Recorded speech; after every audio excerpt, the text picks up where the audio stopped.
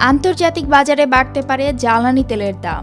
Iran Israel সংঘাতের জেরে এমন ভবিষ্যৎবাণী করছে বাজার সংশ্লিষ্টরা।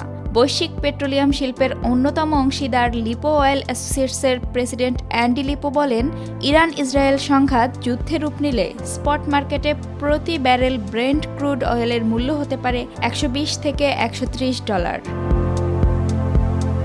ওমান ও ইরানের মধ্যকার সমুদ্রপথ হরমুজ প্রণালীতে উত্তেজনার কারণেই জ্বালানি তেলের বাজারে অস্থিরতা ছড়াচ্ছে বলে মনে করেন তিনি। অ্যান্ডি লিপো বলেন, বিশ্ববাজারে তেলের দাম হ্রাস বৃদ্ধির ক্ষেত্রে গুরুত্বপূর্ণ ভূমিকা পালন করে হরমুজ প্রণালী। বিশ্বের 20% তেলবাহী জাহাজ এই সমুদ্রপথ দিয়েই চলাচল করে। ওপেকভুক্ত দেশ সৌদি আরব, ইরান, সংযুক্ত আরব আমিরাত, কুয়েত এবং ইরাক এই পথেই তাদের বেশিরভাগ তেল রপ্তানি করে। এই সমুদ্রপথ শান্ত থাকলে তেলের বাজার স্থিতিশীল থাকে।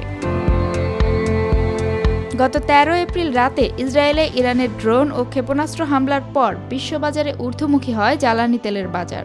প্রতি ব্যারেল ব্রেন্ট ক্রুড অয়েল বিক্রি হয় $92.18।